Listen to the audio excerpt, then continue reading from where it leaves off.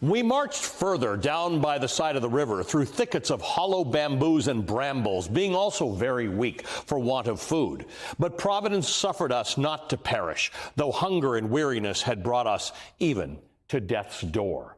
This is an excerpt from a 1679 account from the Welsh explorer Lionel Wafer's attempt to cross the Darien Gap, the narrow isthmus that connects the country of Colombia to Panama, the stretch of steep jungle terrain that has been known since the earliest accounts as deadly and nearly impassable.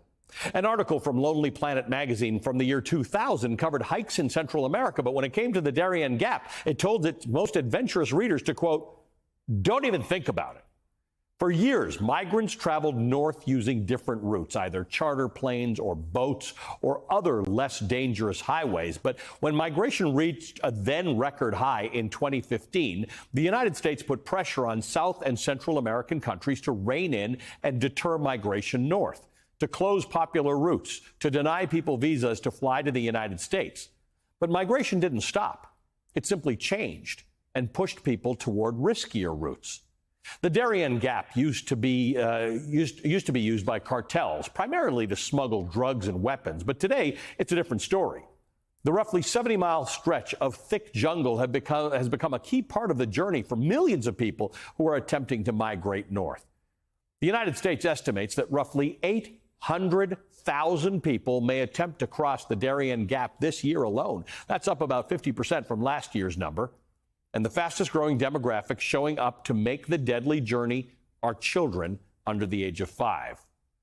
The investigative reporter for The Atlantic, Caitlin Dickerson, and the wartime photojournalist Lindsay Addario visited the Darien Gap, joining groups of migrants on their voyages.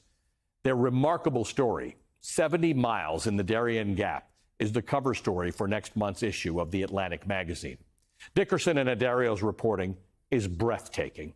It depicts the physical, the emotional, the financial, and the political toll of migration. Families with toddlers pass the impassable, navigating both treacherous terrain and the dangerous and corrupt human systems that have formed around migration, including cartels and indigenous communities whose local economies have come to rely on money from migrants, charging them for water, for food, for shelter, for transport, even for Wi-Fi. Quote, "The foliage closed in from all sides, making the path hard to discern. We stepped over the jaguar tracks and past a bothrops, the deadliest viper in South America, coiled around a branch near our ankles. In a ravine, we saw what looked like the scene of a person's bad fall, a tennis shoe, a skull, and the bones of a leg without a bandage, with a bandage wrapped around the knee like a tourniquet. The next morning, we faced the route's hardest obstacles, a series of rock faces. Ropes had been strung across some of them, but it was impossible to know which were secure enough to hold on to. Oh my God, I can't watch," Maria Fernandez said when her 7-year-old daughter crossed the rock. She covered her eyes and shouted, "Hold on tight, my princess." When it was an 8-year-old girl named Catherine's turn, she slipped and fell into the rocky river about 15 feet below. Her mother, who had been right behind her, stood frozen, while one of the porters jumped into the water after her. Catherine emerged crying but uninjured. We started hiking again almost immediately. No one wanted to contemplate the near miss any longer than they had to. Caitlin Dickerson writes that in her 3 trips to the Darien Gap over 5 months, she witnessed new bridges and paved roads appear. She saw porters film videos of migrants asking them to smile and confirm that they were treated well as the route became more established before her eyes. Those videos, Dickerson says, are put out on social media by porters and guides who try to sell the trip across the jungle. She writes in the story, the UN has tried to counteract those messages by stationing migration officials at bus stations and other checkpoints along the way to the Darien Gap. They warn people of the dangers ahead. They try to persuade them to reconsider. Those efforts have been largely ineffective. People come with tunnel vision, like, I must get to the United States. Christian Camilo Morena Garcia, a United Nations migration official based in northern Colombia, told me. Turning back is not an option.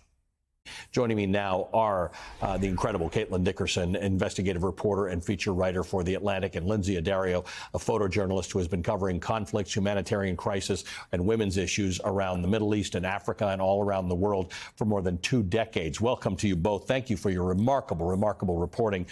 Lindsay, I want to start with you, and I want to put this photograph up here because we were talking about the treacherous nature of this, the physical treachery of this trek. I want to ask you about this photo. It's one of the many difficult parts of this trek. You can see people traversing a slippery rock wall above a river. There's a lot of really dangerous parts of this trek. We talked about paved roads and bridges, but there's a lot of this too. I mean, to be honest, there weren't paved roads really where we crossed. That came later in the journey. But that particular moment was where Caitlin described the little girl falling into the river. And it was, I couldn't believe myself. I'm a seasoned war correspondent, and I couldn't believe that children were making this journey, literally scaling wet boulders, trying to hold on. Kids, toddlers, I mean, from 2 years old to babies strapped onto their parents. It was treacherous and terrifying. Caitlin, I want to play a video for the viewers now of a 9-year-old boy from Vietnam. It's important to note there are people from all over the world who are making this journey. The video was taken by his mother about a month before the two of them attempted to cross the Darien Gap. You'll see Khan on a phone. He's using a language learning app, Duolingo, as he practices English because he's getting prepared to move to the United States. Let's watch this.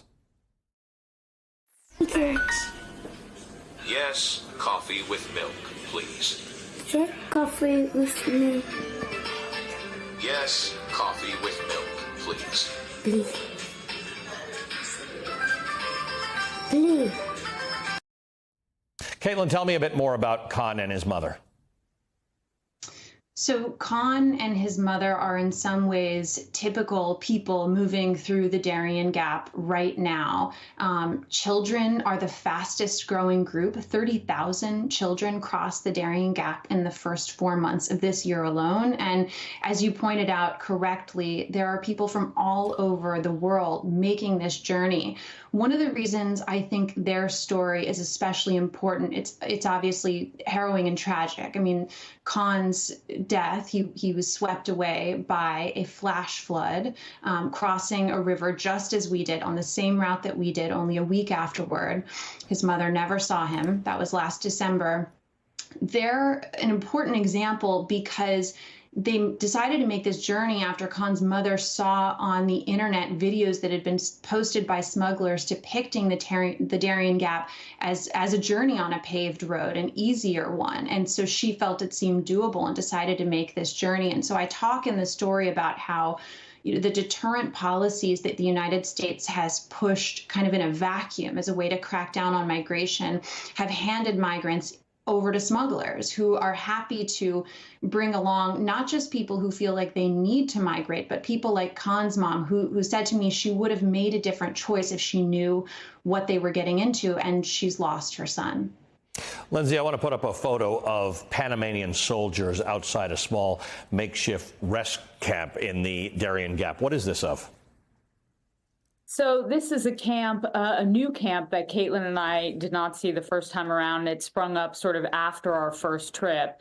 And this is one of the rest stops where migrants on their journey are able to stop. They can buy water, some food, rest for however long overnight, and then continue on. These rest stops are imperative to people who want to stay alive and who need to rehydrate, for people who have run out of food. A lot of the migrants help each other. So if people run out of money or if they need something, they help each other. We met a woman there who had broken her ankle, and migrants had carried her to this rest stop, and she was literally just sitting there, but was able to stay alive, essentially because this existed. And a few days after we went to this place, the Panamanian soldiers sent a front, burn this place to the ground. Wow. In a sort of show of force, which was ridiculous because obviously they knew about it, but it seemed like they were doing it to show the journalists and show the world that they were fighting against immigration, which we found problematic. Caitlin, I want to go back to the story of Khan and his mother as an example. When we talk about immigration, we talk about the southern border. That's where most people come into the United States if they're crossing a physical border. Your story with Lindsay shows how much more complex this issue is. They're crossing from the southern border. We used to think it was Mexicans. It's mostly not Mexicans these days, but people come from all over the world to South America, work their way up through Central America, or they start in Central America, work their way up through Mexico with the intention to eventually reach the United States. There's an entire economy built throughout this thing on the flow of people, gangs, porters, towns that supply them with things that they need, villages that have come to actually economically depend on these migrants coming through. So when you look at a solution to the southern border, you kind of have to, everybody's got to read your piece and look at those photographs and really think of this much more holistically.